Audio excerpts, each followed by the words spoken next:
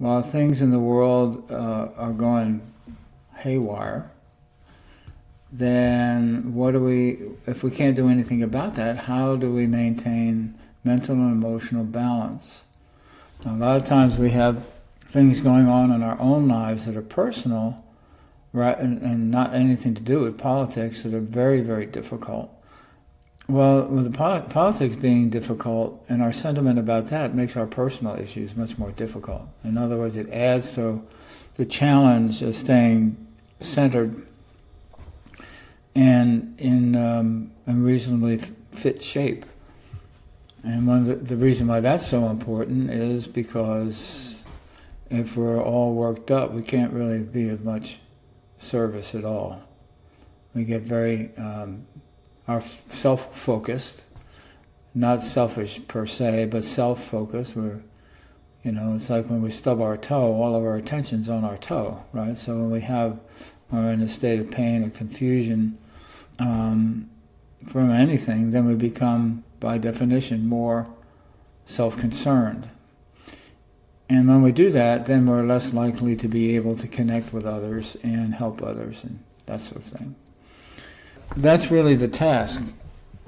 How can we stay in reasonably fit condition so that when people do need help, or maybe there's a particular situation that's really bothering us that we would like to be able to remedy to some degree, then we'll come up with a way to do that somehow, whatever it is.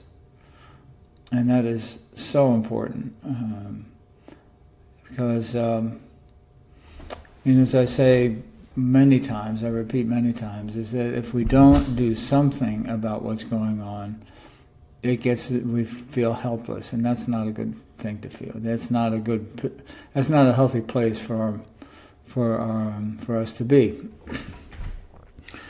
And it doesn't have to be much. You'd be writing a letter to your least favorite congressperson, or something, or just making a comment, reading a newspaper article, even though a news article, I forget the paper, a news article, and you really liked it, and you liked what the person said, making comments. Because they all have their email addresses there, and oftentimes they have a section where people who've read the article and make comments, they post the comments of people writing in. But to add our voice to the voices of those who are committed to healing, awakening, communal life, connection, personal and spiritual growth, and those sorts of things. And when we do that, it doesn't seem quite as dire a situation. And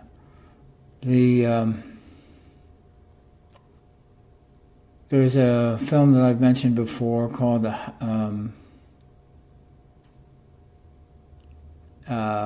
this Daniel Craig film. Oh heck, I'll think of it in a second. Anyway, it's a true story about. It's right on the tip of my tongue. It's like. Anyway, it's he and his brother lived in Belarus, and it was during the Second World War, and they went to mess up the Germans at some point, and they came back to their village, and everybody was gone. They were all killed or had left.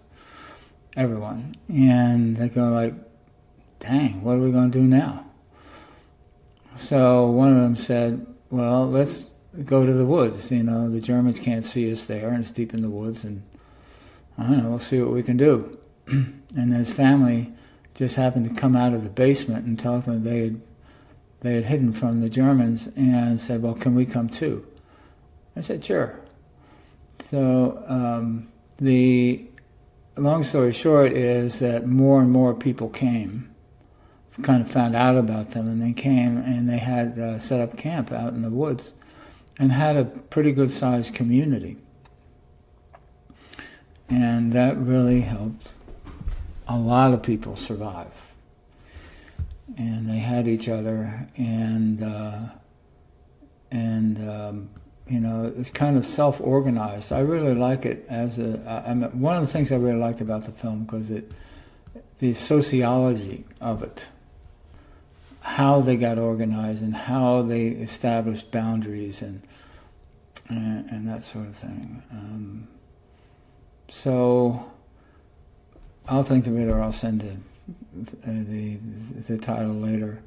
But and the Daniel Craig character and his they call them the forest wife. They had people coupling up just sort of naturally, and his forest wife, they lived after the war. They lived together in a long time and had kids and that sort of thing. So we got to find our forest people, in a sense. And I was talking with a friend. I hadn't seen this person in many years, and she had some photographs when she was babysitting my kids back in the 80s. And she just ran across them and wanted to send them to me. And so we started talking. And we were talking about the very same thing, about how do we form community when everybody is so geographically distributed. I mean, many of the people that she liked to connect with, how do I connect? And it's a really good question. And in general, the I guess first suggestion usually is to find people who like to do what you like to do, whether it's bird watching or working at the food bank or volunteering at a homeless shelter or becoming involved politically. There's a group which I've mentioned a couple times, Compassion in Politics. They're pretty new, but they seem really active. They're in the UK, so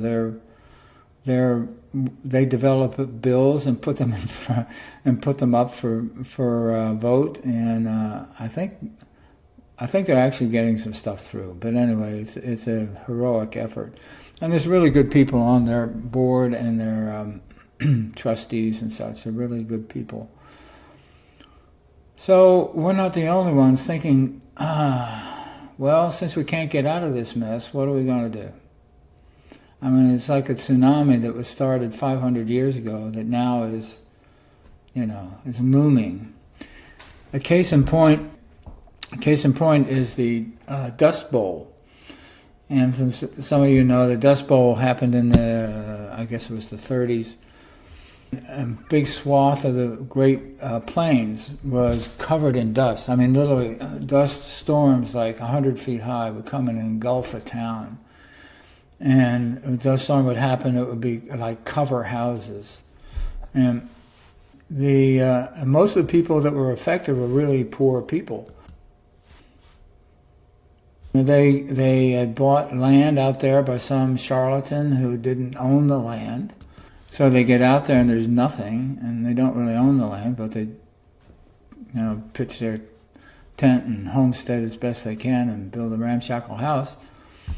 And I always thought it was just this great tragedy. I don't know, why did that happen? Well, come to find out that the reason why it happened is because that area that the Dust Bowl happened in had a unique ecology. It got 2 inches of rain a year. And the ecology had developed to such a point that it could thrive on 2 inches of rain a year. But what happened is when the farmers came and the builders came, they ripped it all up. And so once that was gone, all that was left was dust. So it was precipitated by human ignorance, to put it bluntly, and chicanery. I mean, the people in the cities wanted to make money. It was easy to make money, go to the West and have your own farm and all that stuff, and it was a total sham. So it left hundreds of people, thousands of people stranded, and it killed a lot of people. But it was greed and ignorance was really the culprit. So that's not unlike what we have today. And many of the decisions that were made without our consent, are being enforced now. And I mentioned this last week too. Back in the 60s and 70s, there was a big movement to ban all nuclear weapons. But nobody listened. So what? So we've got now more nuclear weapons to, if we blow up our world, we can blow up a bunch of other worlds too, so that, it's just kind of ridiculous. It got way out of hand. So the task is, what can we do? What can we do? And the most important thing is to preserve our own humanity. That's number one. And in so doing, we have to eliminate, work with our desire for revenge or hatred, and do what we can to help matters, whatever that may be. And who knows what's going to happen to us individually? Who knows? I've lived long enough, so I'm okay with whatever's going on, and I come through a number of very difficult situations. So it's like, wow. But it's a challenge, because there's probably will be almost no places in the world that are safe or untouched. Maybe some cities that are, or towns or villages that are above 20,000 feet in the Himalayas. Maybe something like that. But other than that, we're going to have a hard time. So, how do we preserve our humanity and maintain a reasonable amount of stability through, even though the world is very unstable? That's a good question. I take the example of Thich Nhat Hanh. It's been a while, but I've mentioned this. There's a documentary on Thich Nhat Hanh. It's about 20 minutes long, called A Cloud Never Dies. And it's brief, but it's one of the things that I realized from that I didn't know, that he was 19 years old. He was already a monk, but he was 19 years old, living in Vietnam. And he was exposed to the worst parts of the worst of the conflict. And he said later, something to the effect that I knew that if I could only achieve peace of mind in peace, that it would be of little value in times of great difficulty. So basically what he was saying is he used the environment that he was in, which is horrendous, as his meditation practice, to be able to respond to that in a way so that he could not only maintain his humanity but also thrive. And he went on to help millions of other people. Viktor Frankl is another wonderful example. And I would just love for somebody to make a film about him and his experiences in the camps to illustrate his revelations. But basically, he just said, he would do what he could to stay in this pause between stimulus and response and decide how he was going to respond, and ponder how he was going to respond, and choose how he was going to respond. It's one of the problems with people leaving prisons. If they've been in prison for a while and they leave, and its recidivism rate is 80 to 85% across the board. Why? Because they're still living in prison. In their mind. They think the only way out is to deal drugs again, or that they're worthless, or are told they're worthless, and they just, I've worked with a number of people, did a lot of volunteer work with people in county jail. And the mindset is the most difficult thing to try to overcome in people coming out of prison. And a few people I met really were transformed in a very positive way. It was bad enough. They just said, I don't care what I have to do, I'm never doing that again. And they don't. And they figure out how to survive and thrive. And so these examples of human endurance and wisdom are really important.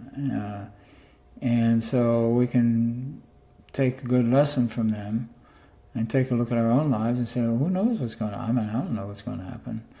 Maybe at the very last second, UFOs will come down and take the people who are singing and dancing and hanging out together and take them off somewhere else and let the greed monsters chop each other to death. I mean, tyrants really make their own grave is really what the deal is. And a lot of people simply don't want to do that. And that's what Hitler did,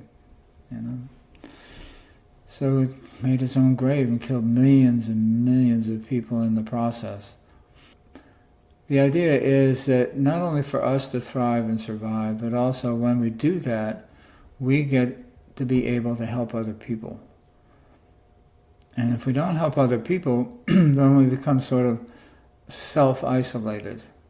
And when we get isolated, that's the problem.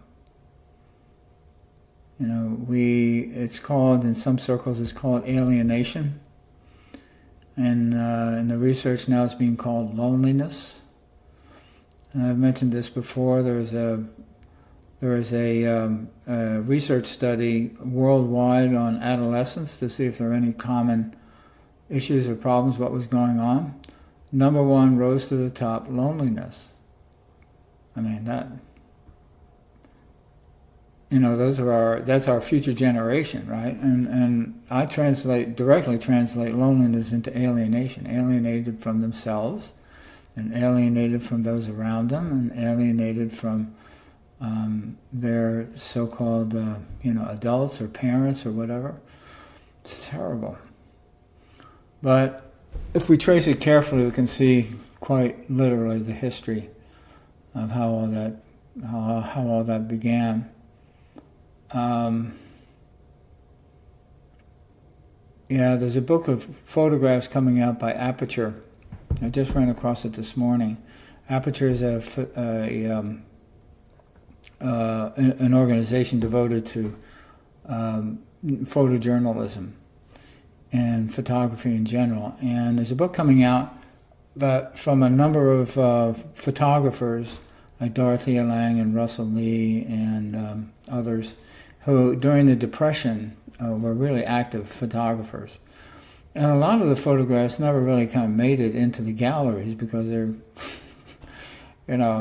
it's really the dark side of the Depression and the Second World War. But they're really, they put the book together as a way to correct our vision of history. And I think is the best way to put it, because this is something we went through as a nation, and it's like in a family when a tragedy happens, don't talk about it, let's just forget about it, and it'll be okay. Well, it never works, because it always comes back to haunt us, and things like that can't be swept under the rug. They will eat through the rug, and then it's important that we take a clear-eyed look at what's going on and why it's going on, and do what we can to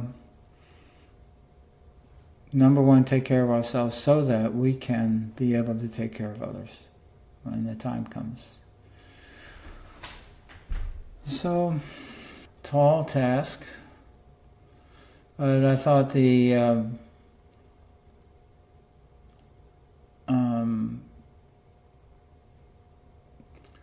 best exercise for that would be Tonglen, because it's very challenging. The last couple of times I did it, I mentioned it was it didn't make any sense to me, Tonglen, because basically the practice is we breathe in the suffering and the ills of the world or an individual, and then we breathe out healing and light. And I thought, well, where's all that junk go? I don't want to be breathing that stuff in. And that's really not the exercise. We don't take on the troubles and the difficulties of the world. What we do is we transform it. if we take a look at our past and through these exercises, I'm sure, it's wonderful to be with folks who've been doing some of this for a long time, and you've seen, I would assume, difficult areas of your life that when you apply mindfulness and compassion to them, they transform, in the sense they change, the feelings change, the insight changes, how we see it changes, and the meaning for us changes when we change our relationship to it. When we move out of, we move out of self-concern and begin to open it up, and the nature of the event, the meaning of it changes. And when it does that, we see that there was actually some benefits from it. That we grew in a certain way, and we grew to understand things or help people in a certain way that we wouldn't have been able to do so otherwise. And so it goes back to the quote that hatred never ceases by hatred, hatred ceases only by love. And that sounds really nice, something like on a Hallmark card, but it's really true. So when we're having personal difficulty or we're really upset about what's going on in the world, for our own safety and our own sake, it's time to get busy and take a look at how we're responding and why we're responding that way, and how can we change that if it's not in our best interest to respond in the way that we are. And from there, when we have our cup filled, so to speak, then we can we're better able to help other people. A very good friend of mine said one time, and I've mentioned this before, but it was a while ago, she said, we give from our overflow. And to me that puts it exactly right. We can't feed people or help people if we're depleted. And worry and vindictiveness and feeling oppressed, those deplete us. And so when we're in that state, we're not as able to help those around us. So when we do that, when we transform those things into their better opposite, then our quality of life goes up, and then we have something to really give and share with other people. So that's the idea. So when the exercise, talking about exercise, I'm going to start out with just oneself and another person, somebody who you care for. It's like the forgiveness exercises and the compassion exercises. We're going to start out with somebody you care for. They don't have to be having a hard time or anything. Somebody who's you want to send some healing to, and then we'll go to someone who's neutral, and then we'll go to someone who's difficult, and then we'll go to every person in the world, and then we'll see from there. But it's about expanding, if we can, because it's a challenge. I mean, this is very challenging. I couldn't do it the first time we had to do it for the world. I had a lot of confusion happen because I'm not, send love and caring to the criminals of the world, but what I came to learn is that when we talk about evil, or people who do evil things, what I've learned is that the problem is is a lack of compassion, a lack of insight, a lack of wisdom. It's like they're living in darkness, and they defend their darkness to the death. They have a right to their darkness. They think somehow, by whatever methods they're employing, that they're going to be happier, or feel some sense of satisfaction or resolution. Which they don't know, that's never going to happen. So they're really looking for the right thing in the wrong place. They may mistake sensuality for connection, or they may mistake wealth for peace. They've got they completely misinterpret the things of this world, and they think if maybe they can attain all this power, then they'll be okay. Well, it just gets worse. And so they're really mucking around in ignorance is really what the problem is. Forgive them. They know not what they do. They don't have any idea what they're really doing. And so, in that sense, I can accept that as a provisional MO, a provisional view of what's going on. I don't have to be 100% committed to it. I thought, well, let's say just if that's the case, and why people are harming the earth and invading countries and stuff, maybe they're just really very misguided. Maybe for some reason their light was stamped out when they were kids, or their parents didn't have it, or whatever. They just don't have that level of conscience, and they can't really see. They don't really know. Suffering of others doesn't register with them at all.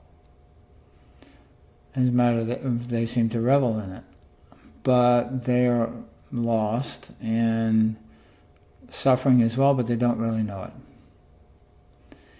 And so I was able to, that helped me at least have a provisional theory or view of things, and helped me to be able to do Tonglen without not completely without restraint, but more fully. And the other thing is that I mentioned at the beginning, was that we're not taking on the ills of the world. We're not sort of breathing in pollution and storing it here and then giving out something positive. What we're doing is that we're bringing that in, and through compassion, wisdom and compassion, transforming all of that, cleaning it up, and sort of revealing its true nature, and then sending that back out into the world. And so we become an instrument of transformation. And we start with ourselves, loved ones, and then we kind of move out from there. And I'll be interested in people's comments with this, because sometimes we did this before, and some people said they just couldn't do it at all, and that's fine. But everything we do, every time we do an exercise, whether it's a mindfulness or self-compassion exercise or anything, it gives us really good information about what we can and cannot do.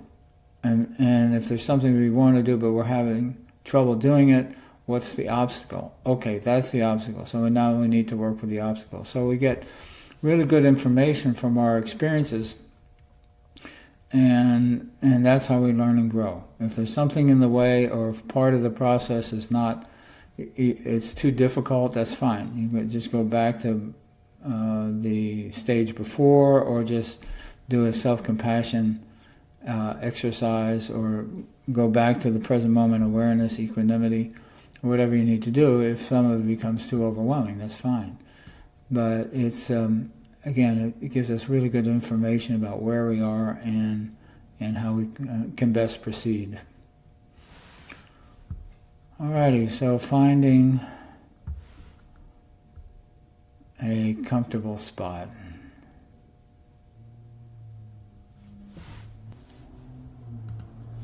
Meaning just settling into and settling down into this present moment.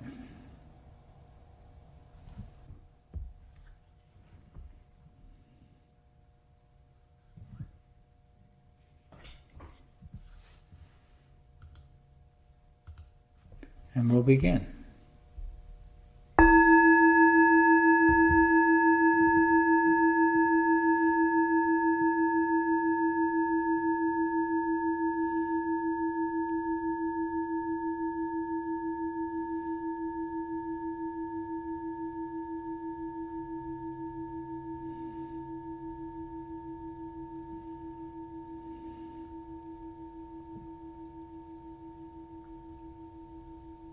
And allowing ourselves to divest our thinking of yesterday or even later today or tomorrow. Allowing ourselves just to be right here, right now. Wherever we're sitting or lying down or whatever it is. Just to be here in the body. This carriage of time and space, just right here.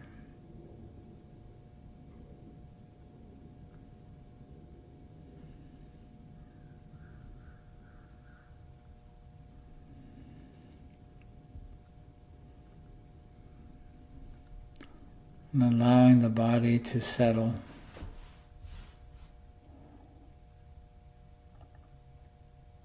And settling into the stillness of the body.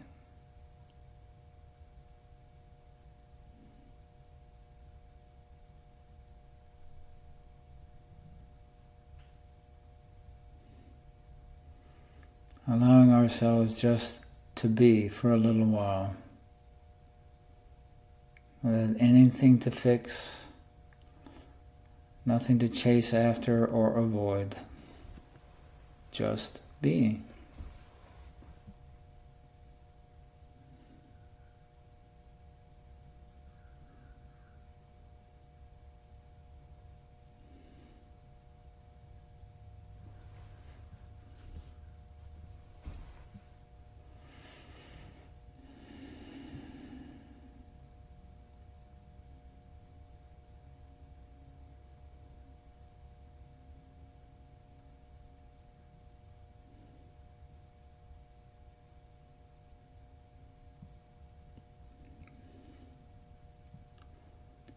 And sensing how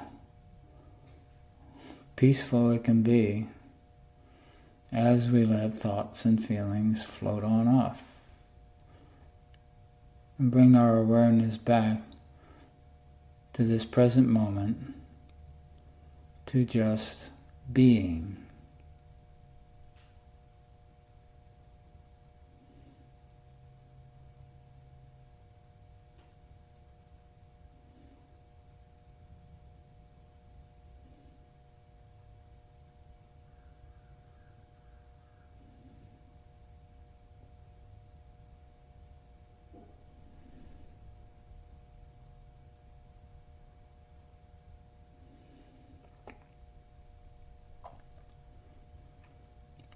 And doing our best to set up residence in this present moment. And that when a thought or feeling arises and draws our attention away, just recognizing the thought or emotion and letting them go. And bring our awareness back to the present moment, to the stillness of being.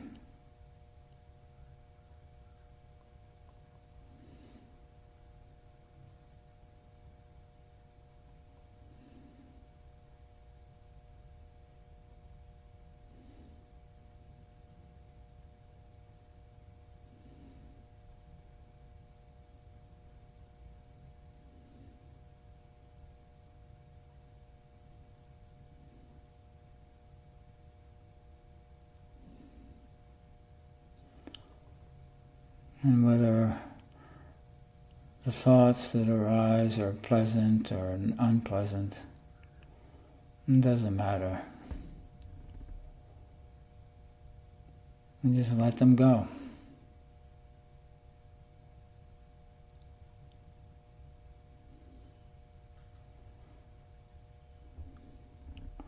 Training ourselves to keep our awareness right here, right now.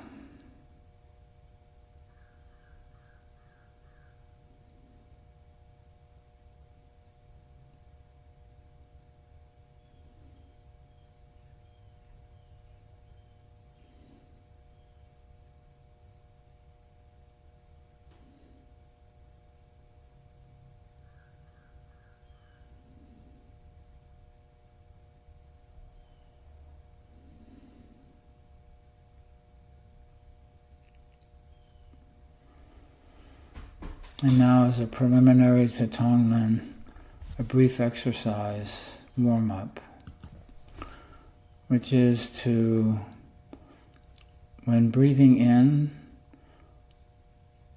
sensing the coolness of the air coming in,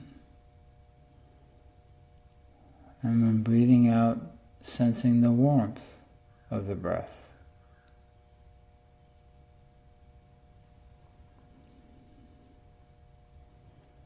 Noticing how the body automatically warms up the breath and sends it forth.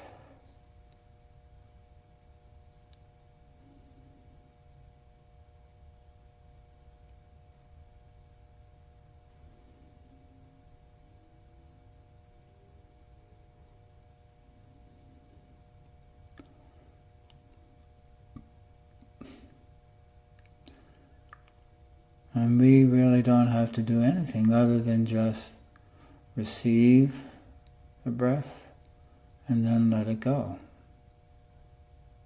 The body does the rest.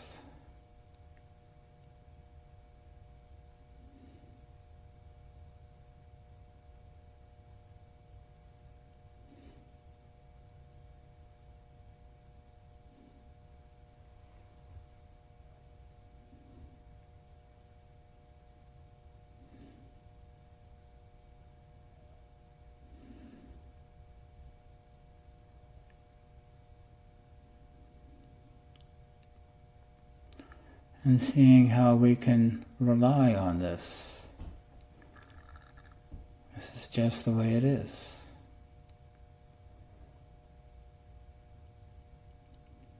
Breathing in, warming up, sending out.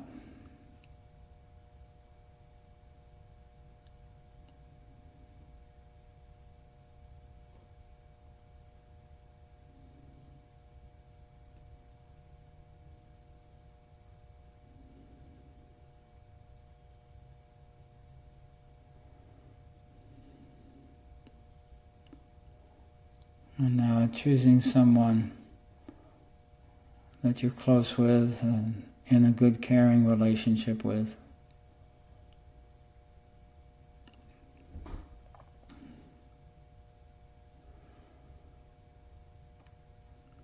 And imagining breathing in whatever difficulties this person may have, whatever they may be experiencing. And breathing it in as cool air and warming it up with compassion and sending out the light and the healing. Breathing in the confusion and breathing out order and reconciliation. Whatever is needed happens automatically. Like breathing in darkness and breathing out light.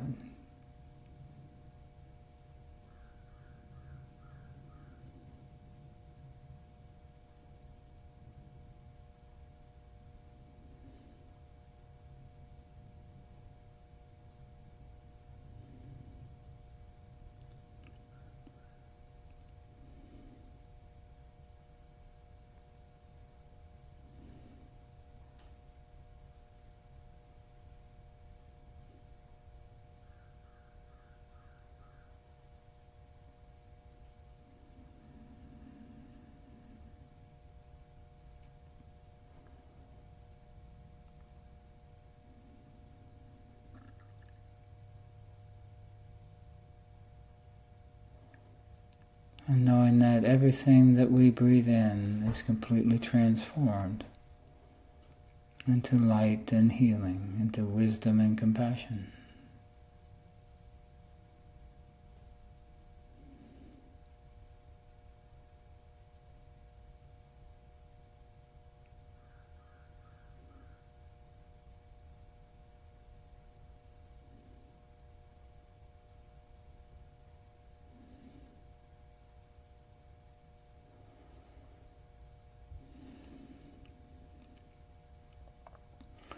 Allowing us to care unconditionally.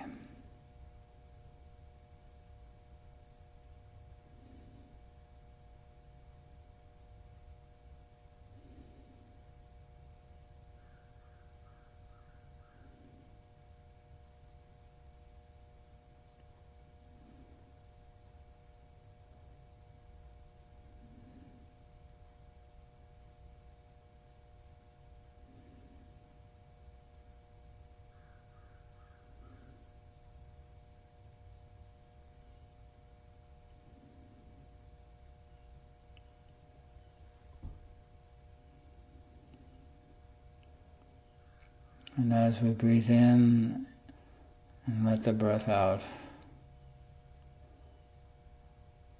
it seems to happen all by itself. The natural flow.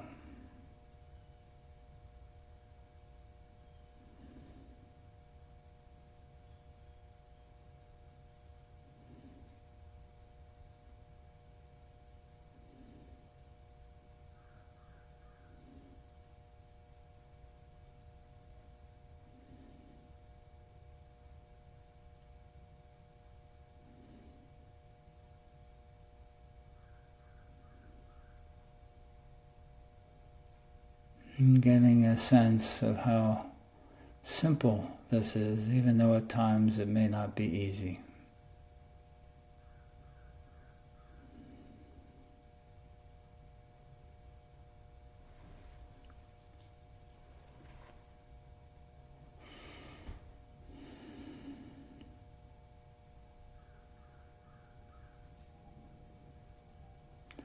And now choosing someone who you recognize but don't really have much of a relationship with, like a bus driver or cabbie or cashier or something. Or anyone. Pick a stranger. Someone you saw him passing by in the street the other day.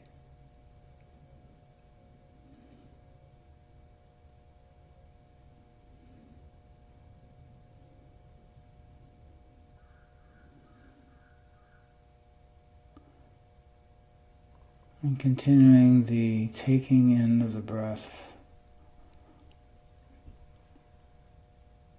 the soot and the smoke, and being transformed in the furnace of wisdom and compassion, and breathing out the light and the healing to this person.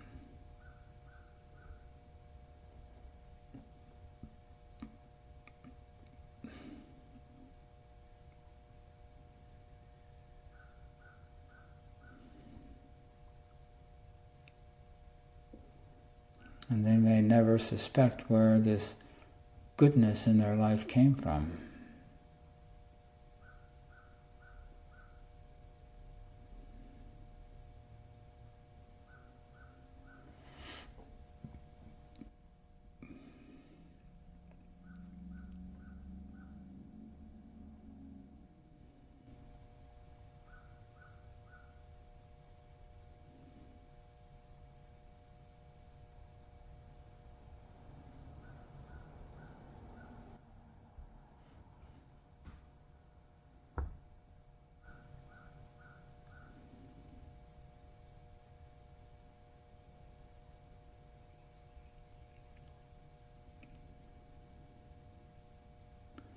And realizing how simple this is and how easy it is, the natural rhythm of the breath.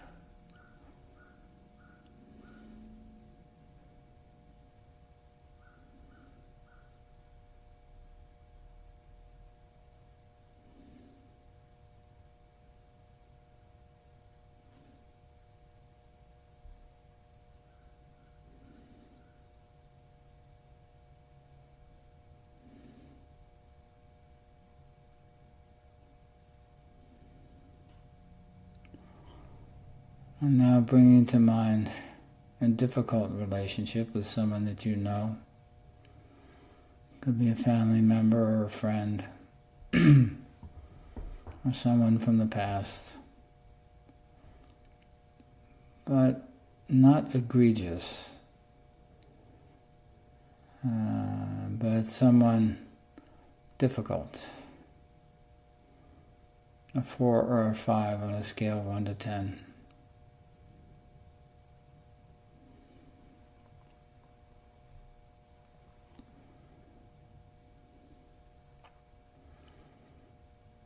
And bringing in the darkness and the ignorance, the bitterness.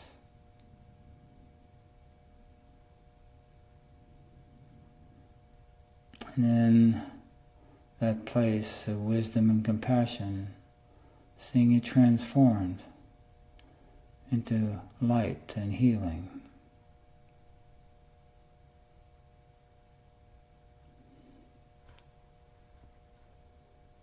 We're not trying to make anyone better, we're just transforming and sending back.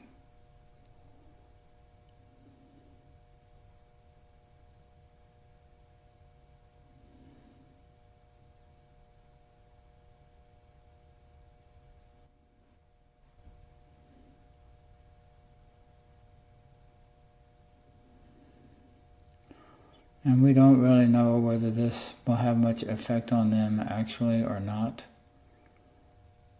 but it will have a big effect for us. Help us to drop whatever pain or discomfort we have about this person.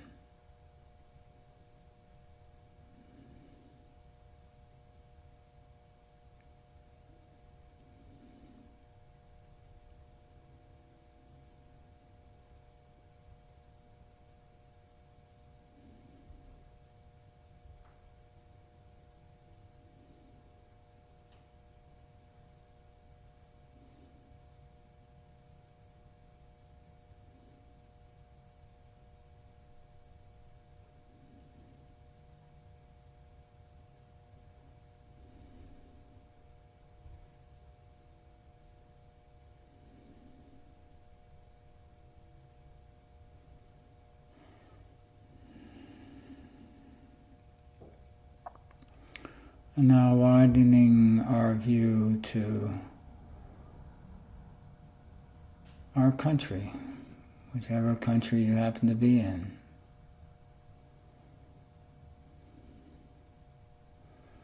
With all the noise and the clang and the conflict, still breathing in the ignorance and the bitterness.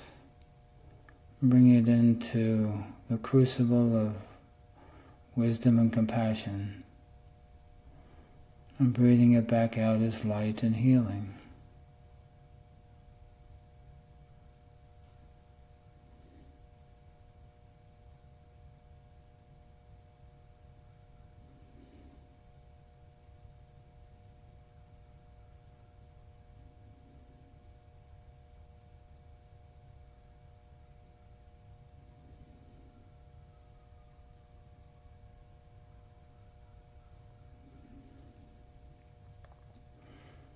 And the thoughts come in, let those, just breathe those in also and let them be transformed as well.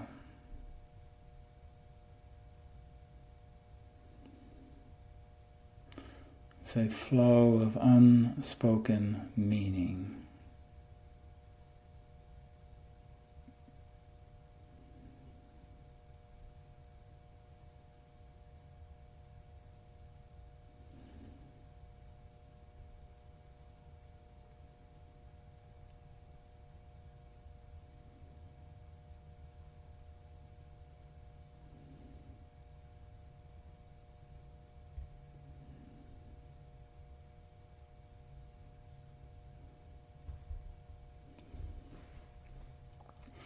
And knowing that we don't have any control over what somebody may or may not receive.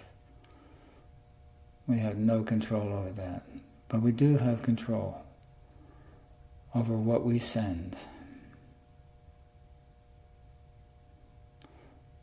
knowing that however close the person or persons may be, it will still make a difference somehow.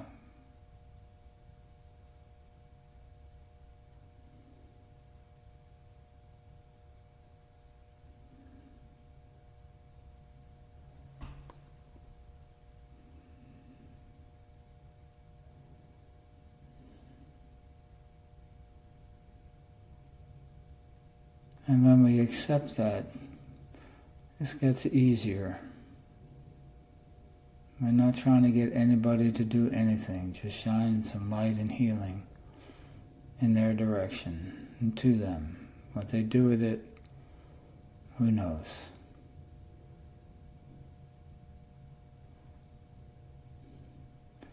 Maybe even against their best defenses, some wisdom and healing may sneak in.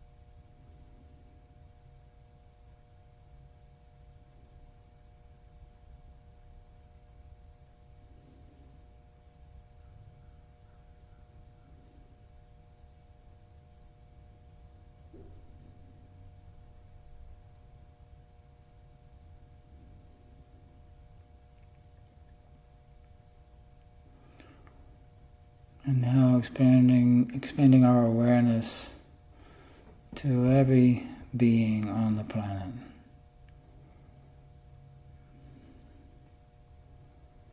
The humans and the animals, the birds, the trees, oceans, fish.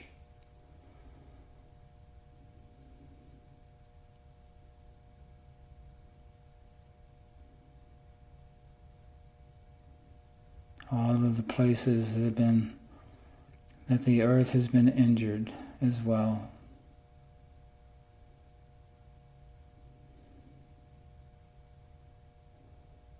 Breathing in the sorrow and the difficulty.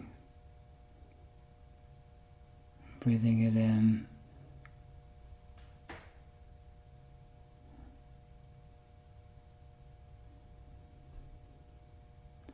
Into that place of wisdom and compassion, where it is transformed and we breathe out light and healing.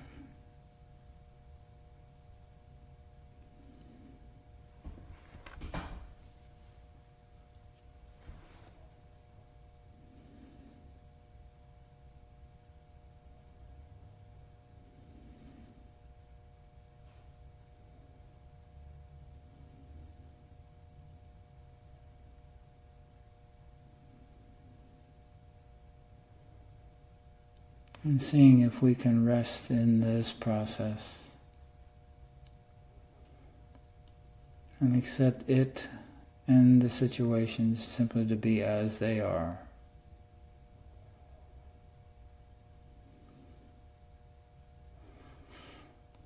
Knowing that whatever happens, we can always breathe in the difficulties, transform it with wisdom and compassion, and breathe out healing and light.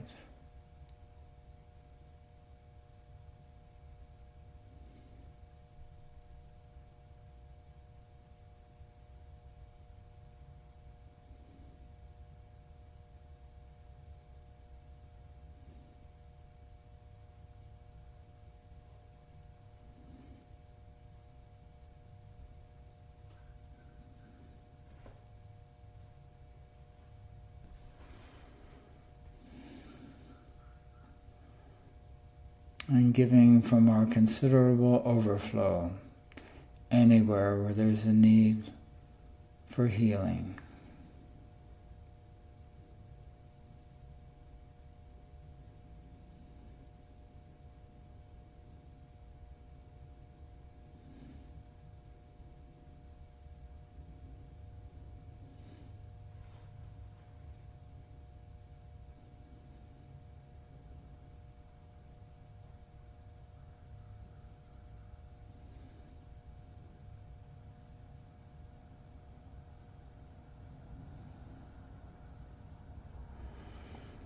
And now settling back into present moment awareness.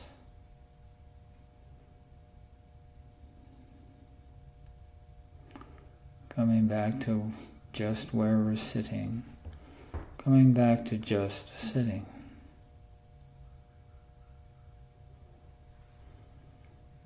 And resting in this place called right here, right now.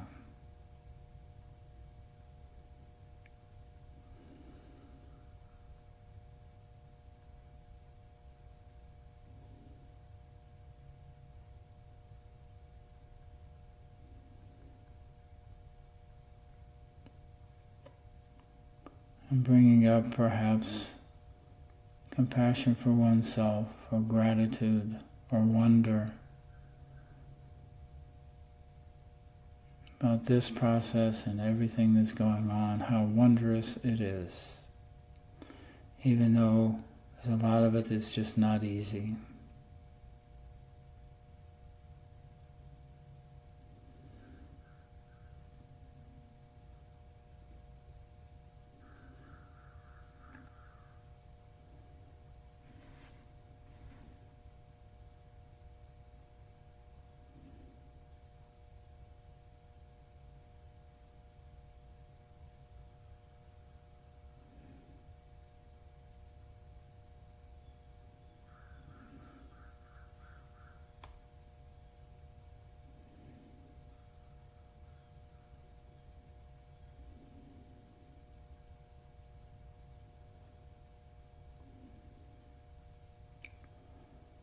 And remembering and absorbing this experience as best you can, so that when the bell rings again, you can bring this with you as you go about your day and come back to it at any time.